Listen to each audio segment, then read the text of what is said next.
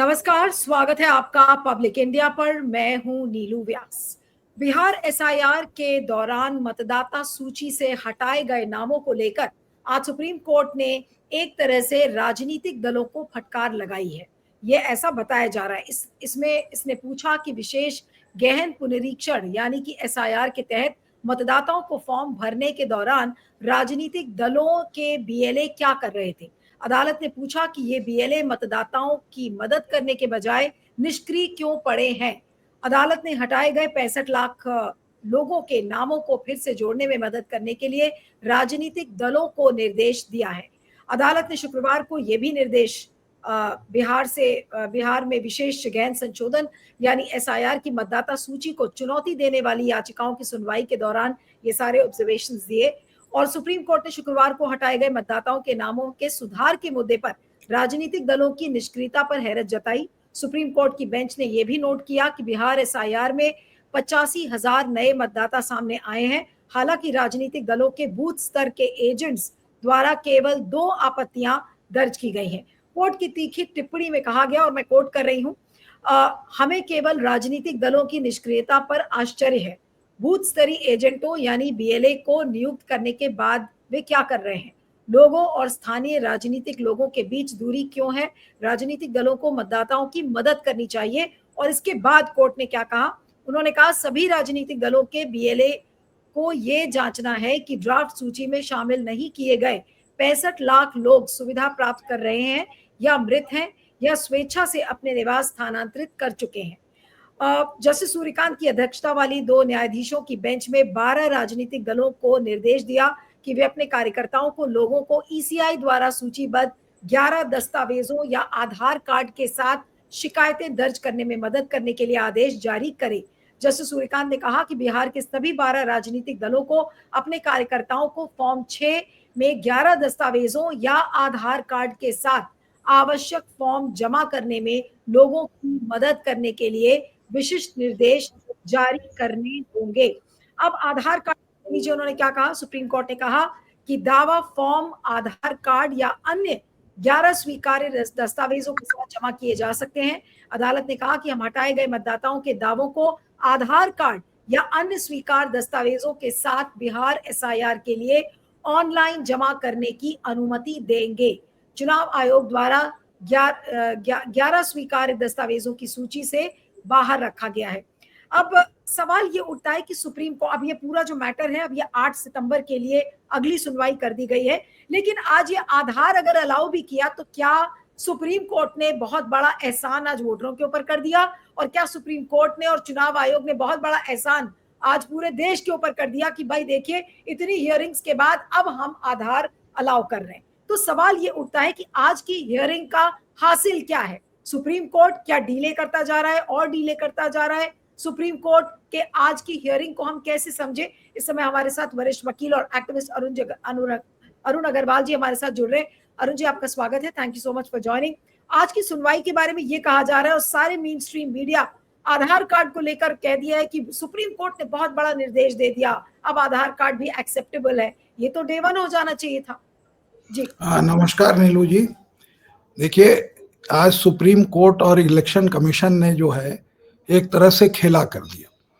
ये जो बीएलए का जो स्टेटस है, ये एक मतलब ये बीएलओ के थ्रू ही इलेक्शन रोल को ये मैनिपुलेट करते थे। अंतर क्या था कि बीएलए कहीं भी मेंशन नहीं है, उसका कोई अस्तित्व नहीं है। जो एक होता था जो बूथ लेवल ऑफिसर, वो इसलिए होता था कि चुनाव के समय कोई गड़बड़ी नहीं हो, तो वहां पर वो बैठ के देखे कि जो लोग जो है बोकस वोटिंग ना हो रही हो, तो उसके कारण वो रिप्रेजेंटेटिव वहां पे बैठे। ये उसका रोल था।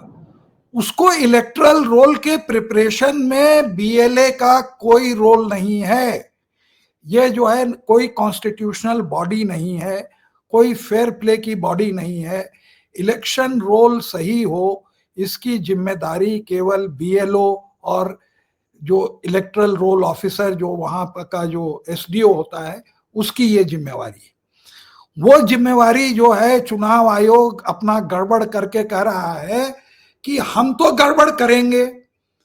जब हम गड़बड़ करेंगे तो ये बीएलओ जो बीएलए क्या कर रहा है निकम्मा, ये इसको आके ठीक करे। और ये डमी, जब जस्टिस सूर्यकांत ने हियरिंग सुनी तो उनको बीएलए और बीएलओ के में अंतर ही नहीं मालूम था। तो लोगों ने बताया कि अरे ये बीएलए जो है ये पॉलिटिकल का एजेंट होता है।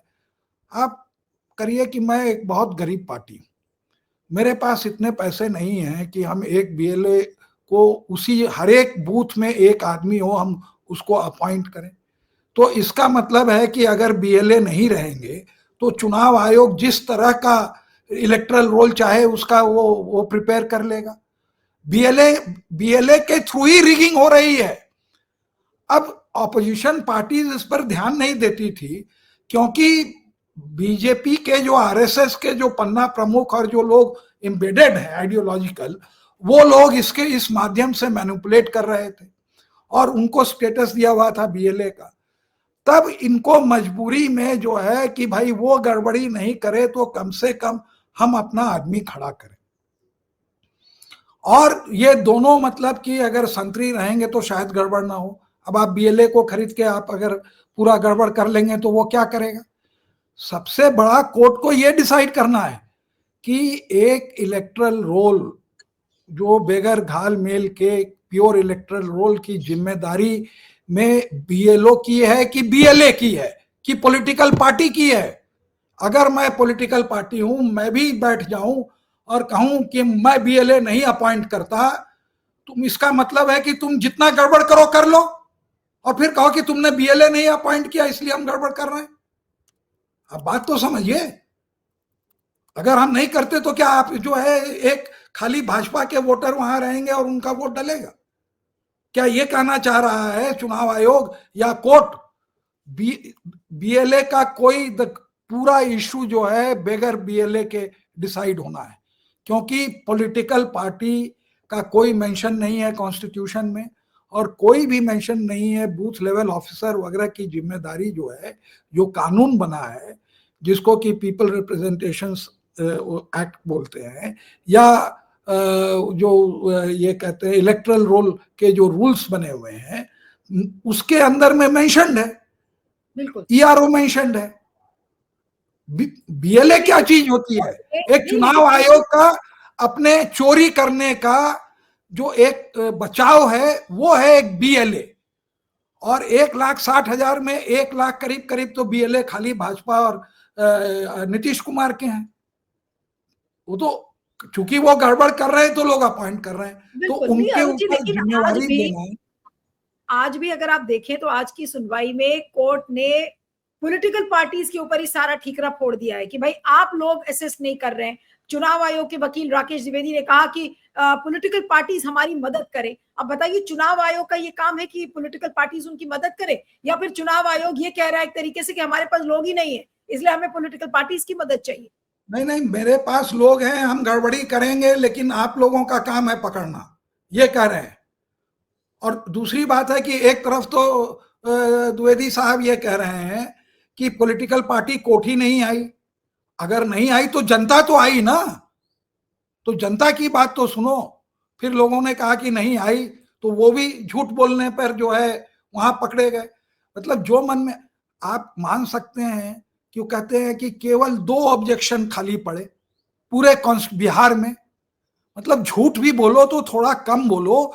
तुमने तो हजारों लाखों लोगों का फर्जी फॉर्म भरते हुए जो है कैमरा पर पकड़े गए हो और पूरे बिहार में और हर जगह बदनाम हो कि तुम बेईमान हो।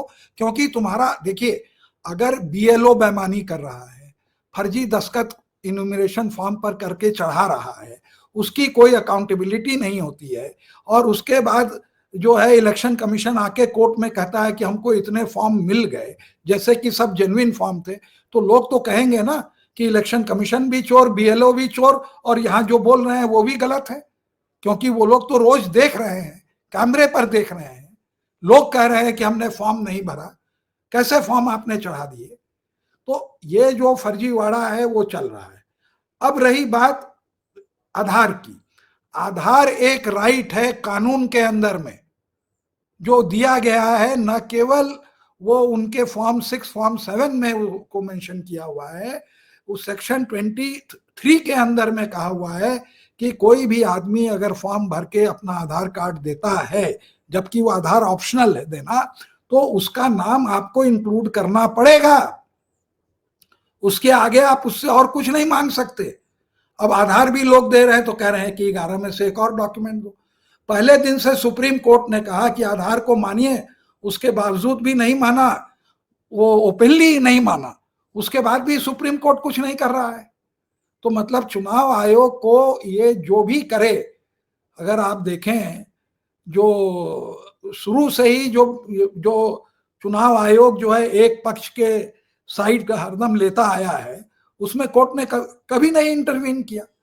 आज भी देखिए ये कहते हैं कि हर चीज का हम सिग्नेचर करते हैं। अरे भाई, कोई कागज दोगे तो उससे सिग्नेचर तो लोगे ना। क्या वो आदमी कहेगा कि हमको कागज दे रहे हम नहीं देंगे सिग्नेचर? अगर उसने साइन कर दिया तो इसका मतलब आप जो कह रहे हैं सब चीज सही हो गई।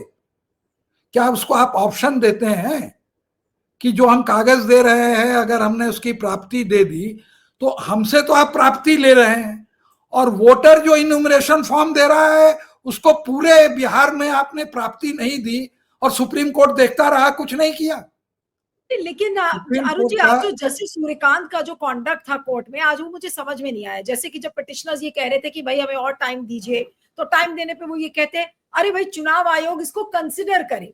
आज जस्टिस सूर्यकांत का जो पूरा वो जिस तरीके से इस पूरे आर्ग्यूमेंट में जो उनका स्टैंड अलग अलग इश्यूज पर आ रहा था, उसको देख के क्या लगता है कि उन्होंने क्या सोच लिया है कि उनके लिए ये जो पूरा केस है ये बहुत ही एक कैजुअल, बहुत ही हल्का केस है, जिसको कि वो बहुत आराम आराम से, उन्हें कोई जल्दी नहीं है इसको निपटाने की। नहीं नहीं, देखिए सबसे बड़ी तो एम्बैरेसिंग बात यह हुई कि जस्टिस बागची कुछ कहना चाहते थे, एक बार कहना चाहे नहीं कहे, 2 बार 3 बार, तब वकीलों ने उनसे कहा कि अरे भाई जस्टिस बागची को अपनी बात कहने दीजिए। कपिल सिब्बल ने कहा कि 3 बार से वो कहना चाह रहे हैं, उनको आप बात नहीं कहने दे रहे हैं। तो ये क्या दर्शाता है?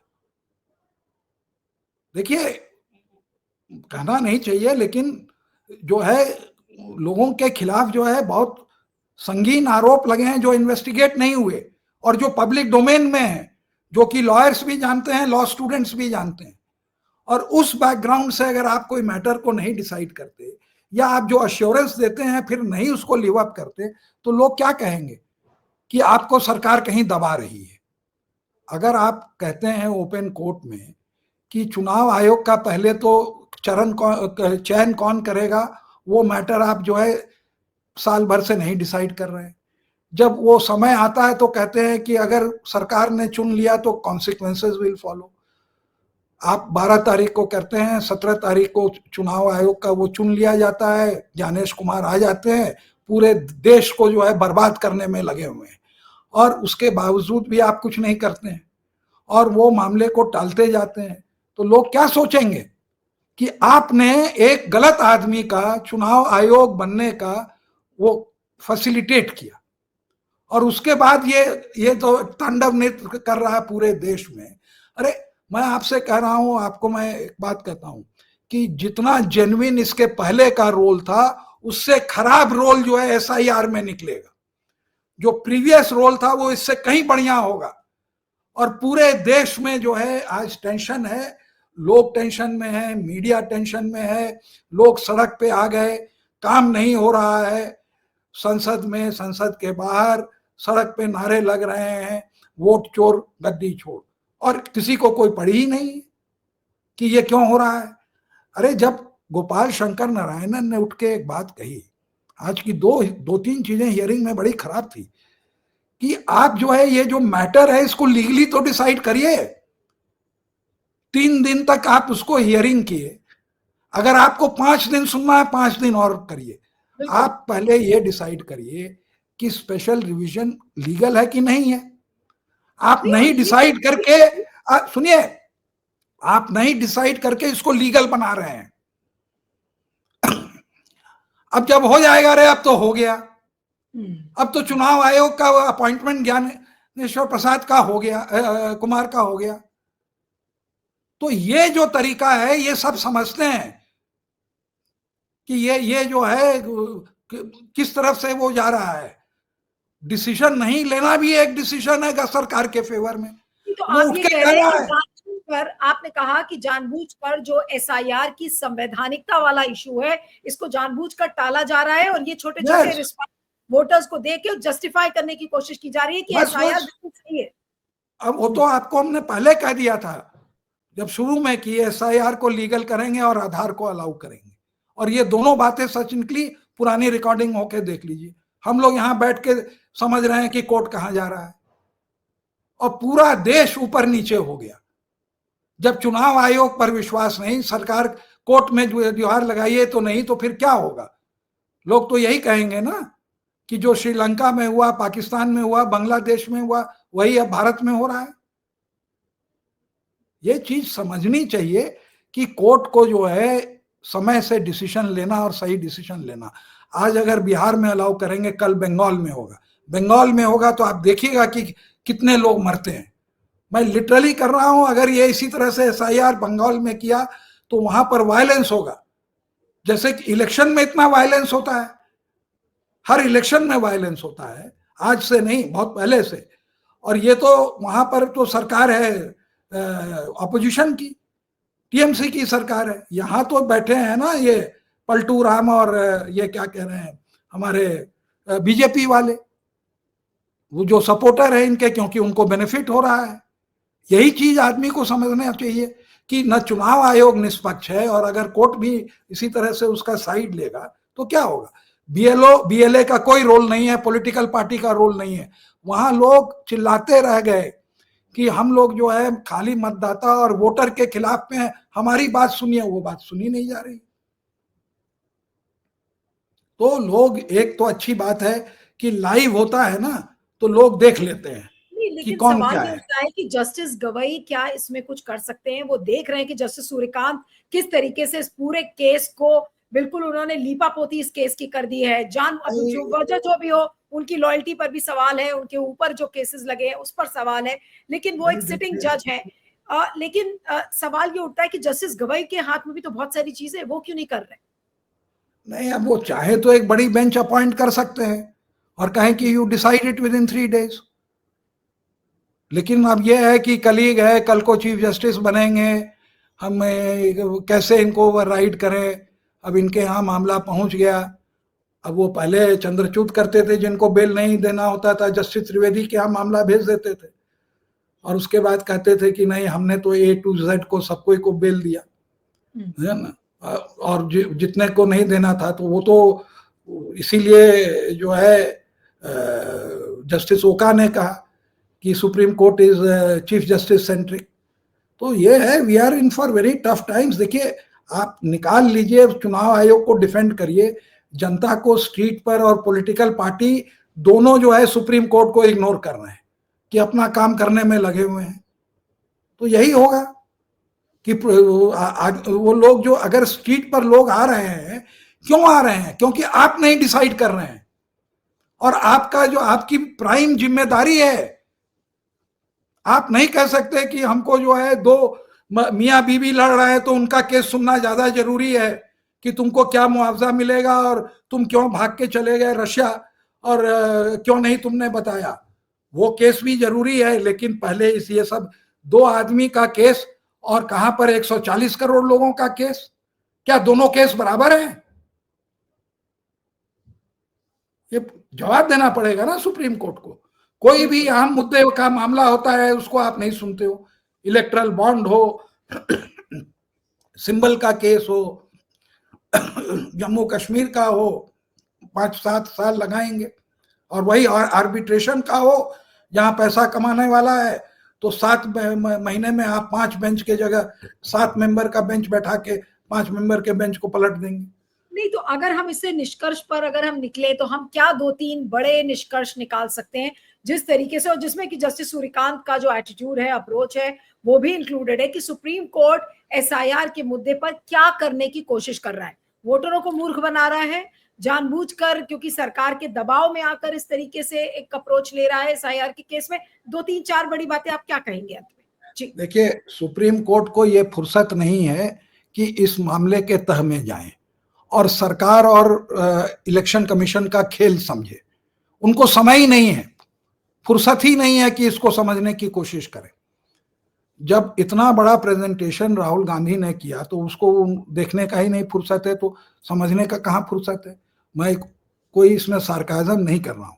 जिस दिन उनको समझ में आ जाएगा कि ये खेल हो रहा है और उनको मिला के हो रहा है और उनकी भी इज्जत जा रही है, तो उस दिन ये सारा पलट जाएगा। रोज झूठ क्या, एक सिंपल सा स्टेटमेंट, 2-3 स्टेटमेंट आप देखिए, कोई पॉलिटिकल पार्टी कोर्ट में नहीं आई, है ना। वो सिंघवी जो है वो भी सीनियर काउंसिल है, उनसे कहीं सीनियर है ना, पुराने हैं। वो कहते हैं कि हम रिप्रेजेंट फलाने फलाने पार्टी को कर रहे हैं। कोई पॉलिटिकल पार्टी ने अभी तक केवल 2 ऑब्जेक्शन जो है, 7 करोड़ में केवल 2 ऑब्जेक्शन डाले। लोग रोज कैमरे पर देख रहे हैं कि कैसे बीएलए जो है घेर घेर के कलवात को, जो वकील है राकेश द्विवेदी, वो सफेद झूठ बोल रहा है अदालत के और अंदर उसको खड़ा मान ऐसा झूठ बोल रहा है कि उसको कोई माने नहीं, और उसको आप मान रहे हैं। और हर बार कहते हैं डेट बढ़ाइए बढ़ाइए, तो पहले ड्राफ्ट रोल था, अब फाइनल रोल है, अब ऑब्जेक्शन का है, अब नोटिफिकेशन तक ये बढ़ाते जाएंगे। और 1 साल पूरा देश जो है इसके ऊपर लड़ेगा। आप देखिएगा, हमारा बिलियंस ऑफ डॉलर पैसा बर्बाद होगा एजिटेशन के कारण। और इनको ये समय नहीं है। देखिए 3 दिन आर्ग्यूमेंट हुए, आपके सामने हुए। चुनाव आयोग को जानबूझ के एक समझौता टाइप का अग्रीमेंट करके वो कर दिया गया। जब कॉन्स्टिट्यूशनल है कि नहीं है, पहले तो इसको डिसाइड करिए ना। जो वो बार बार कह रहे हैं, इंटरिम ऑर्डर के लिए भी आप वो जो है एक पंचायत वाला समझौता वाला आर्ग्यूमेंट मत दीजिए, ये ऑर्डर मत पास करिए। बाकी हम अंत में देखेंगे। आज आप इसलिए डिसाइड करिए क्योंकि ये जो SIR है केवल बिहार के लिए नहीं है, ये पूरे देश के लिए है। अगर बिहार में आप इसको बेईमानी, चुनाव आयोग की बेईमानी को ना पकड़ के आप इसको अगर अलाउ कर देंगे, तो वो बेसिस हो जाएगा पूरे देश में डालने का। और पूरे देश में जो होगा तो ये कंटिन्यूअस एजिटेशन चलता रहेगा, क्योंकि बहुत लोगों के पास संपत्ति नहीं है। एक वोट ही जो है, संविधान ने आपको 5 साल में एक सरकार को बदलने का आपको हक दिया है। एक वो भी अगर भाजपा वाले, पन्ना प्रमुख वाले या जजों को ब्लैकमेल करने वाले, अगर वो भी वो हक ले जाएंगे तो क्या बचेगा। नहीं, लेकिन जस्टिस सूर्यकांत इतने पढ़े लिखे जज होकर उनको नहीं समझ में आ रहा कि अगर बिहार में SIR को उन्होंने हरी झंडी दे दी और उसको संवैधानिक बता दिया, तो फिर पूरे देश में क्या होने वाला है उनका उसको कोई ज्ञान नहीं है। या उनको समझ में आ रहा है, उनको हम नहीं मानते कि उनको नहीं समझ में आ रहा है। अगर समझ में आ रहा नहीं आता तो जस्टिस बागची को बोलने देते।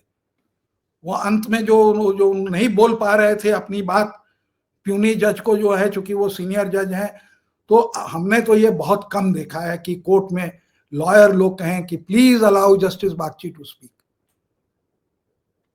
और ये भी नहीं है कि जस्टिस बागची ने कहा कि नहीं हमको कुछ बोलने को नहीं था। Now if the lawyer is going to fight for the right of the brother judge to speak, बिल्कुल, तो और ऐसा तो कभी जल्दी होता नहीं है कि एक जज दूसरे जज को बोलने ही ना दे। हाँ, मतलब लॉयर बोल रहे हैं कि please allow him to speak. लेकिन अब जस्टिस सूर्यकांत के बारे में क्या कहा जाए? क्या ये कहा जाए कि वो सरकार और चुनाव आयोग के एक तरीके से जज बन गए हैं और अब उन्हीं के हिसाब से वो जजमेंट देंगे, और थोड़े बहुत ओरल ऑब्जर्वेशन दे देते हैं दिखाने के लिए कि हाँ भाई हम जनता के साथ खड़े हैं, और ये छोटी छोटी रिलीफ दे रहे हैं वो वोटर्स को, जैसे आधार कार्ड का एहसान कर दिया उन्होंने। उनका एक कुछ बैकग्राउंड है, वो एम्बैरेसिंग है, लोगों को मालूम है। जिनको देखना हो वो देखें।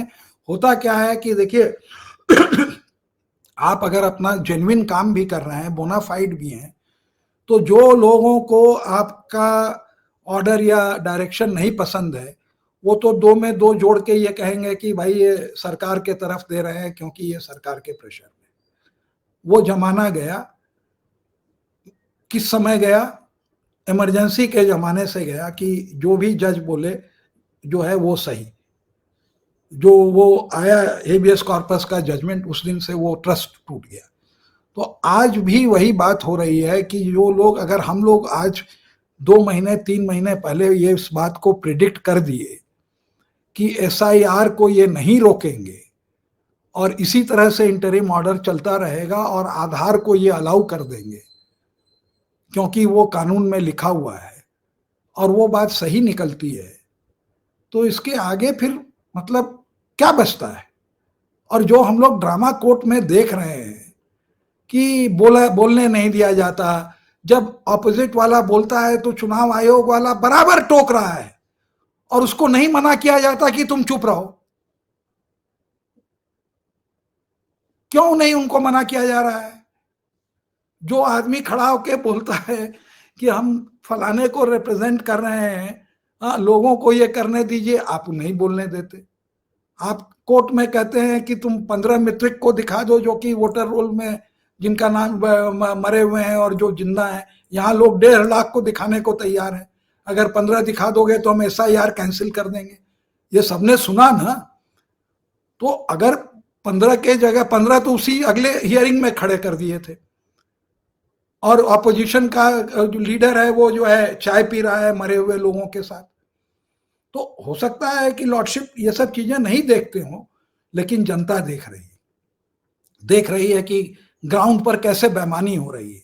आपका बीएलओ ईमानदार हो ही नहीं सकता, और अगर है तो उसका ईआरओ नहीं हो सकता। आप जाके जरा देखिए बिहार में किस तरह की जो है का भ्रष्टाचार है। लाख लाख रुपए देके लोग जो है इलेक्टरल रोल बदल रहे हैं। और ये उनके जो काम, अगर ईआरओ ने सही तरह से काम किया होता तो आज वोटर लिस्ट तो गलत नहीं होती। 2003 के बाद ही जो है, रिवीजन के बाद ही तो ये ईआरओ और बीएलओ आए, तब तक तो थे नहीं। कानून में संशोधन हुआ। तो ये सब सारी बातें हैं, ज्यादा उम्मीद मत रखिए। मैं यही पूछूंगी, एक चीज जो कि मुझे बहुत परेशान करती है जस्टिस सूर्यकांत के बारे में, कि जस्टिस सूर्यकांत क्या लोगों को मूर्ख बनाने का काम सुप्रीम कोर्ट में कर रहे हैं? मैं इतना नहीं कहूंगा।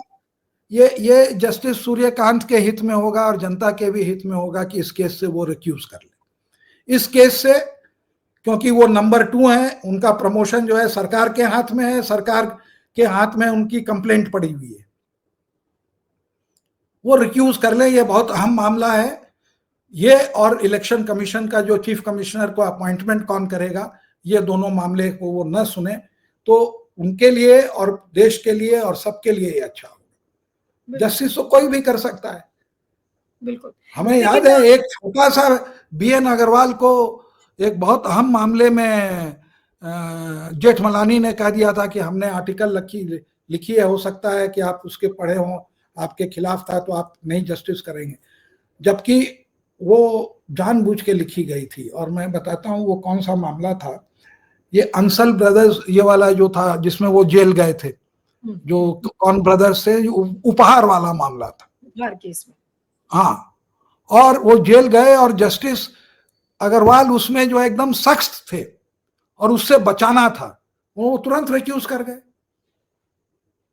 हमें याद है उस दिन लोग रोए थे कि आज हमें जो है, जस्टिस अग्रवाल का जब ऑर्डर या जजमेंट आया तो लोग रोए कि आज हमें जो है असली जस्टिस मिली है, क्योंकि उसने एविडेंस से टैंपर किया था।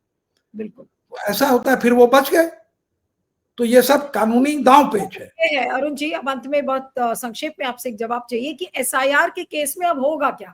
अगर जस्टिस सूर्यकांत ने ये मन बना ही लिया है कि इनको रोल आउट करना ही करना है बिहार में, कुछ नहीं होगा, कुछ नहीं होगा। ये दिखा देंगे कि 10 लाख 15 लाख आधार जमा हुए, हमने उनको इनकॉर्पोरेट कर लिया, लेकिन जो वो निकले थे इस मकसद से कि 10-15% वोट जो है हम अपोजिशन के काटेंगे, तो वो 15 के जगह जो है 7-8% पर आ जाएगा। 7% तो अभी भी सब करने के बाद भी ये वोट खाएंगे, क्योंकि ये वंचित और ये लोगों के पास इतनी फुर्सत नहीं है। वो अपनी सुबह में अगर रिक्शा नहीं चलाएंगे तो शाम को खाना नहीं खाएंगे। क्या ग्राइंडिंग पॉवर्टी है। हम जब बिहार में देखते हैं तो आधे समय में जो है मैं बहुत उदास रहता हूँ कि किस तरह से लोगों का एक्सप्लॉइट, ये शोषण हो रहा है। बिल्कुल। तो उनके पास नहीं है फुर्सत, ये समझ नहीं रहे हैं कि ये किस तरह का दानव जो है, जो क्या कहते हैं शीशी में बंद है, जो जेनी को जो है ये निकाल रहे हैं, और ये क्या तांडव होगा इसका कोई ये नहीं है। आप देखिएगा, ये बिहार तो मतलब कि एग्जाम्पल है, जहां ये बंगाल गए आप कम से कम जो है जो वायलेंस होगा उसमें बहुत लोग की इनोसेंट की जान जाएगी। ये जो है पूरा इल मोटिवेटेड है, जो कि देखिए चुनाव आयोग ने बहुत रिलक्टेंटली राहुल गांधी को चेतावनी और जवाब देने के लिए संडे को प्रेस कॉन्फ्रेंस किया। किसी ने भी उस प्रेस कॉन्फ्रेंस की जो है बड़ाई करी? हमने तो आज तक नहीं देखा। सब ने कहा कि भाई ये आदमी तो चुनाव आयोग का मुख्य ये बनने के लायक ही नहीं है। जिस तरह से वो बात कर रहे थे, जिस तरह की उनकी भाषा थी, जो शब्द का चुनाव था और जो हिपोक्रेसी थी, जैसे कि अहंकार में था, ये आदमी है कि ये डिक्टेटर है कि क्या है, छोटे मियाँ बड़े मियाँ तो बड़े मियाँ, छोटे मियाँ तो सुभान अल्लाह, ये हाल था। तो ये देखिए बहुत ही खराब डेवलपमेंट हो रहा है। क्यों कि वहां पर सड़क पर जो एजिटेशन हो रहा है वो तूल पकड़ता जा रहा है। लोग सड़क पर विश्वास कर रहे हैं, आप पर नहीं कर रहे हैं। कोर्ट में आप कहते हैं जो झूठ, जितना भी झूठ बोलते हैं आप निकल जाते हैं।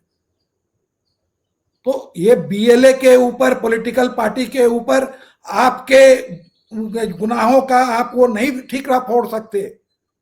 गलती आप कर रहे हैं, हम पहरेदार नहीं हैं, हमारे को कोई पावर नहीं है, आपके पास पावर है। हम खाली आपको माई बाप हाथ पर के जोड़ जोड़ के कह सकते हैं, आप नहीं इंक्लूड करेंगे हम क्या कर लेंगे। वो तो आपने देखा ना वो कि डीएम कह रहा कि हाँ हमें अर्जी मिली थी, जब अखिलेश यादव ने कहा 3 साल के बाद कह रहा है। वही हाल है यहाँ पे। आप लिखते जाइए, कोई जवाब नहीं देगा, उसको कूड़े में फेंक देंगे। बिल्कुल।